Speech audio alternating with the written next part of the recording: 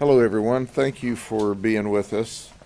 First I'd like to introduce Chief Sam Taylor from as you know, the Lakeland Police Department.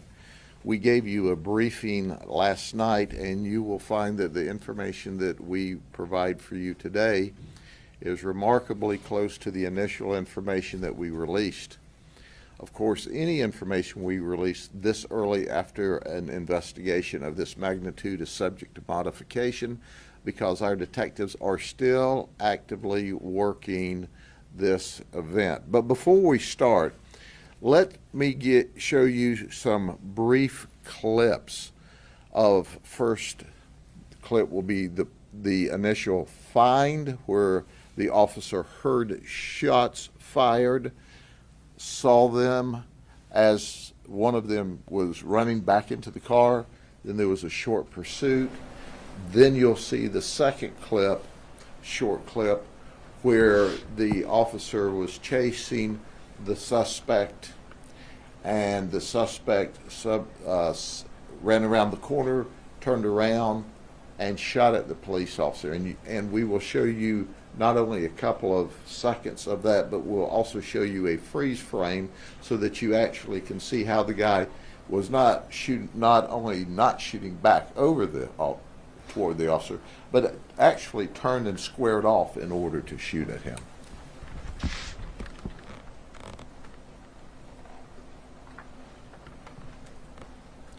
Okay, this was the initial shooting that he heard, and as you see, our suspect, even though he was commanded to stop, he jumped in the car and off they fled. This was from the initial shooting. And this was called in as a dangerous shooting. And the pursuit, now our suspect with a firearm to the left, and you can see the firearm in his hand. The car is left on its own to wander down the street and sideswipe some innocent person that's just trying to get home from work. And the next clip, now the officer is pursuing our suspect with the gun, Dalmas. And you see the dirt fly up. That's when the officer is shot, right there. That's when our officer's shot. There's the freeze frame to show how he turned all the way around 180 degrees in order to shoot at the officer. And that shot is what hit the officer in the foot. So I first wanted you to see that. Now, as everyone knows, we're doing Facebook Live, and that's important.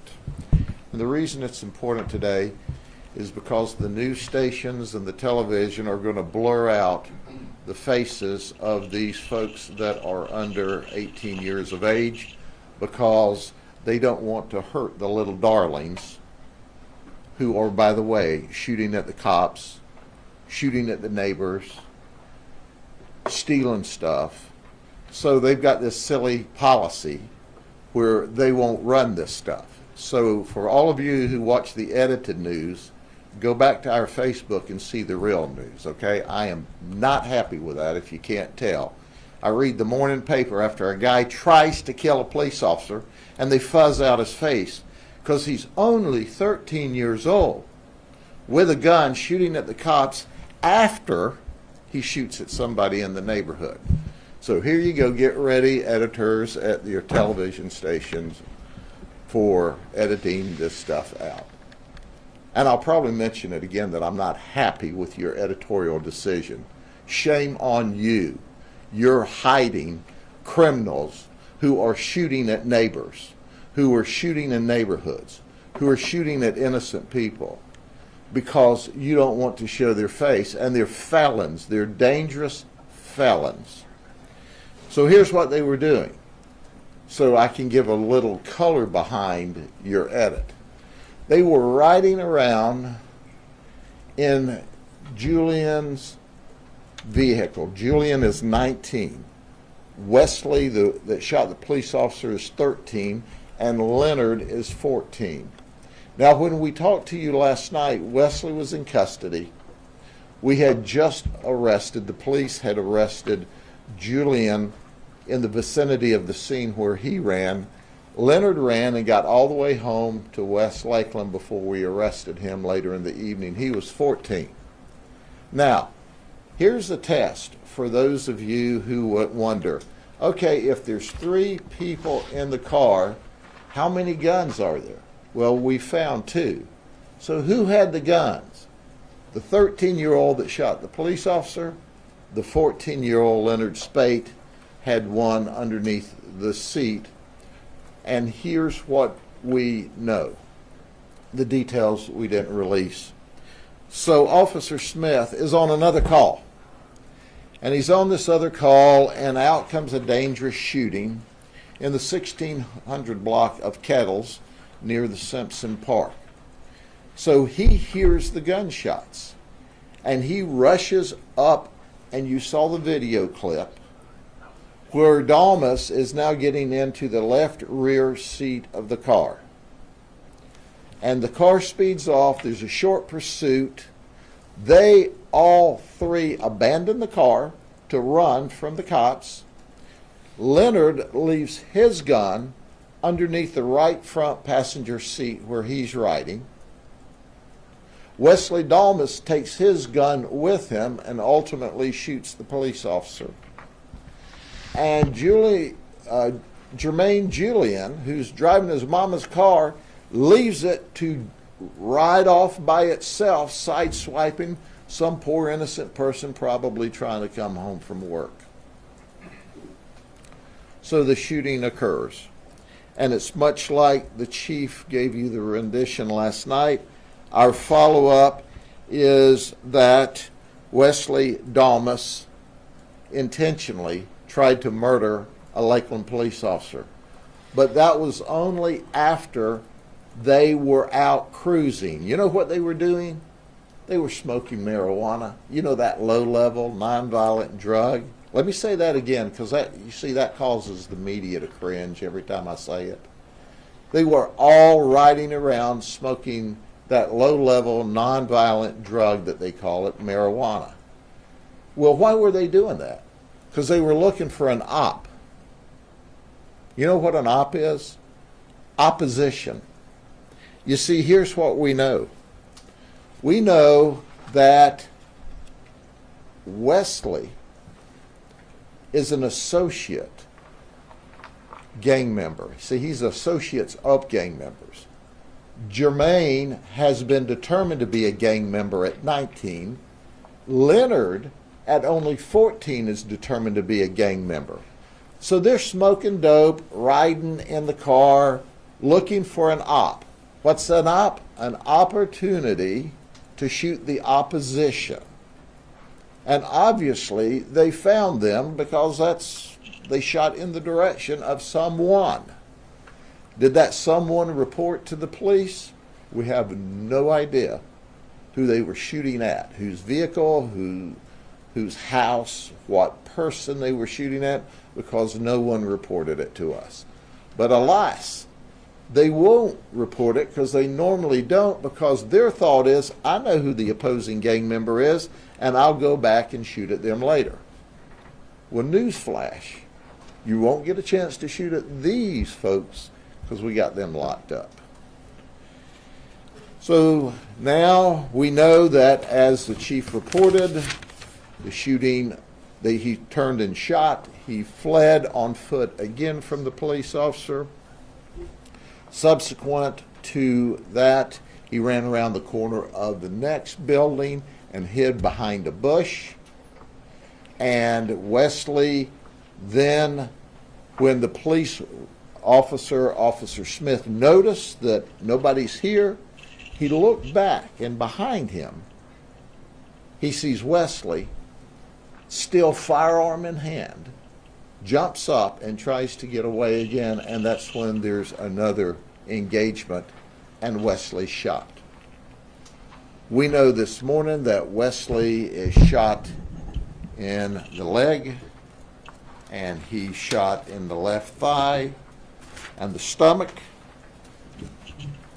We know that he was carrying a Taurus 9mm semi-automatic.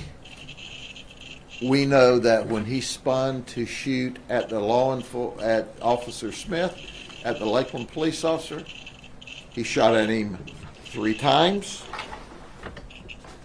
We also know that the other firearm was a Taurus 9mm as well. But you know what's interesting about this? Now I'm going to make another group of people not happy, but you should understand that when you leave your firearms in your vehicles at night, this is the thieves that are stealing them. That's right. That's how they got these guns. So far, we've not been able to find where these 2 Tauruses were stolen from. They're not in the computers, which means somebody's not keeping their serial numbers. Do you know that all 3 of these people were on active probation? All 3 of them. What were they on probation for? Well, Leonard was with Wesley the night that they broke into or attempted to break into a car, and it turns out, we told you, the victim saw them breaking into the car. It was a neighbor, and sheriff's deputies arrested them. We also reported last night that the gun that they stole in that conveyance burglary. Nay. We've since learned that Wesley brought that gun with him to flip handles and break into the car. So I want you to think about this, ladies and gentlemen. The person breaking into your car, seeking your wallet, your cards, your cash, your guns, this guy, even though his chronological age is 13, he's a hardened criminal who will shoot you, because if you'll shoot the cops, you'll shoot anybody. And he was that night arrested with Leonard, who was 14. One of the conditions of both of their probations, among many conditions, was they're not supposed to be together. Let me think. Were they together yesterday? Yes. Jermaine has a more illustrious criminal history, and that he's been arrested for attempted burglary and loitering and prowling and violations of probation. They've all had violations of probation because they don't pay attention. He's had 6 arrests in the past, 4 VOP felonies and 2 straight-up felony criminal charges. And these others were arrested that night, and several violations since then. Listen, folks, so let me encapsulate this. They're burglars. They go out at night. They break into cars, open car doors, and take guns. So when you leave your gun in the car, they're stealing it and then shooting up neighborhoods, shooting up other gang members, and shooting police officers with your gun because you're not responsible in how you care for that gun. And I'll give you one little piece of news. They'll also shoot you with your gun that they take out of the car if they get a chance. So these are bad guys. They're bad guys. I don't care that chronologically they're 14 and 13 and 19. These are who's murdering each other in the street. They tried to shoot someone last night. The police standing in the gap got shot, keeping the community and the neighborhood safe. So when you want to protect these people, when they ought to be held accountable, you're giving them the ammunition, you're enabling them to continue on with their criminal conduct and not be held appropriately accountable. The community deserves better, and it needs to start with the media. Okay? Chief. Thanks, Sheriff. Good morning, everyone. I want to give you a brief update on the officer's condition. We touched base with him this morning. Obviously, we've been sitting with him all night long. He had a pretty good night. As you can tell, as you can imagine, rather, he is asleep as well as you can sleep in a hospital with a hole in your foot. He was shot in the left foot, as I mentioned to you last night, one time. The sheriff showed you the body cam video where that occurred. I also want to talk about the fact that, and I didn't do a very good job last night, I don't think, telling you about the courageousness and the heroic actions that the officer took last night. I was more focused on giving you the facts, but I can't be more complimentary of the way the officer reacted last night. He reacted exactly as he was trained, just as we know that the sheriff's office would react, the deputies would react the same way. Lakeland police officer, and particularly Officer Smith, reacted that way last night. He had an opportunity after he was shot to pull back and set up a perimeter and just let the guy go into the apartment complex. He chose not to do that. He continued to press the issue, and got Dalmas to lay up into the bushes, where he was ultimately able to flush him out and get him in custody after another gun battle. So what Officer Smith did last night was nothing short of heroic, and I'm very proud that he performed the way that we knew that he would when we hired him. So, but his condition is good. We anticipate that he will probably be released sometime today. He's going through a round of antibiotics, and once that is done and the doctors are satisfied with his condition, he'll be released. He does have 2 broken bones in his foot as a result of the gunshot, and he needs a new pair of boots. So I'll probably buy him a new pair of boots. Well, I will buy him a new pair of boots. The suspect, Dalmas, is still at Tampa General Hospital. He's being treated for his injuries. He will be admitted. They've done obviously some evaluations, some tests on him. He's certainly being guarded by a Lakeland police officer right now, and we're sending officers over there to keep a watch on him. But he is a dangerous person. He is a dangerous young man, and even though he's 13, he committed an adult crime, and I agree with the sheriff. He needs to be held accountable to exactly for the crime that he committed. You can't be 13 and continue to get away with crimes like this, and I agree wholeheartedly with the sheriff. I do want to show you one photograph, which I think is instructive. This is shortly after they bailed out of the car and were running down the sidewalk. This is from the in-car camera of Officer Smith. It is a still photograph. He ran down the sidewalk, running east on the sidewalk, at which point Officer Smith tried to cut him off with his car. He turned around and ran back to the west. He's fortunate, and by he I mean Officer Smith is fortunate, that Dalmas decided not to just wheel around and shoot Officer Smith in the head, because Officer Smith had a lot going on at the time. He's trying to give instructions on the radio. He's trying to navigate his police car. He has a lot of things going on in the cockpit of that car, and he would have a difficult time getting his weapon out and defending himself. Fortunately, Dalmas decided to run. Instead of not engage him, he decided to engage him later. But this is a still photograph. For those that didn't see the video clearly, you can clearly see the handgun in his right hand that he's running with, and that's a still photograph off the in-car camera. So, right. I also have some updates on some another call that happened in Lakeland this morning. I'll do that after the sheriff and I take questions. So if you have any questions, we'll be happy to stand for questions. So. When Officer Smith was already in the neighborhood, did he receive a call that there was a shooting in progress, or did he just hear the shooting and decided to pursue? Both. He was in the neighborhood dealing with another issue unrelated to this shooting. He heard the shots and then heard the call go out over the radio and started immediately heading into that area. It was not at Simpson Park. Some of the reports I read last night that you guys reported that the shooting occurred at Simpson Park. That is not correct. It did not occur at Simpson Park. It was actually probably about 2 or 3 blocks west of Simpson Park. Okay. Now, are these gang members or just gang affiliated? Like, what's the difference? Well, they're gang affiliated. They're not certified. There's a process they have to go through to be certified as a gang member. These guys just are not old enough probably to have gone through that process and the paperwork, but they're well on their way to be fully associated or fully identified gang members. They're just not there yet. At least 2 of them. Sorry. No. Is it possible these actions were trying to get that certification? I mean, is this kind of is that how this?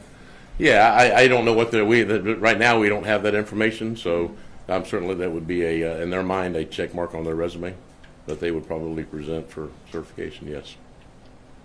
Certainly a possibility. And can you clarify, obviously, at this point, Officer Smith does not know, obviously, the age of the child, correct, or the teen that's shooting at him? He doesn't know, doesn't matter really. He doesn't know the age and he doesn't know their name, doesn't know anything about them. Look, Officer Smith just came to work yesterday like all the Lakeland officers do, like all of the Lakeland police officers do, and officers all over the state and deputies all over the state. He had no idea this was going to turn out the way it turned out. He had no idea that this individual that he was chasing. Now, he had a pretty good idea that the guy was violent because he could see the handgun, but he didn't have any idea the guy was going to wheel around on him and take a shot. Thank God he prepared just for that event in case it did happen, and he was able to address it the way he was trained to address it. But no, he had no idea. And you recovered the gun? We did. Okay, and do you know how many shots were left in the gun? Were there any shots left in the gun? I'll leave that up to the sheriff and investigators to talk about later if they want. So yes, we do probably have a pretty good idea, but they're still trying to firm that up just to make sure. How old is Officer Smith? And was he one of the ones that were recruited from New York? He did come from New York. He's one of the NYPD officers we recruited from New York. And I would get you the age. I would, if I had to guess, based on my conversation with him last night, I would say late 20s, early 30s. Although he may be 50, just a young-looking fellow. So, but anything else? Did you recover additional ammo as well? In the car? Yeah, I'm not aware of any additional ammo that we recovered. So. We did recover spent casings from the right front where Leonard Spate was sitting. So it appeared that part of the shots that were fired then or some other time, he was sitting in the right front seat because the casings were all around where he was sitting. And keep in mind, we're still in the initial stages of the investigations. All of those questions will be answered later on. But what should be astounding to all of you, had these violent, dangerous criminals that were under the age of 18 been taken serious on the front end, then this event may not have happened last night. But when it's just like any other person, when you allow them to get away with it and allow them to get away with it, and they are in trouble for a felony, and you give them the gift of probation, and they don't follow the probation, and they don't follow the probation, and they're not disciplined, there's not a line, and they keep doing what they want to do. And yesterday afternoon, they were looking for somebody to kill. Did you hear what I said? And the police officer heard the shots and ran there to protect the community and ultimately got shot himself. But I am sick to my stomach of them going, oh, did you know his age? It doesn't make any difference. If you're old enough to hold a gun and point it at a cop and pull the trigger, you're old enough to be shot or to go to jail. Just saying. Were they dealing drugs? Not at that moment.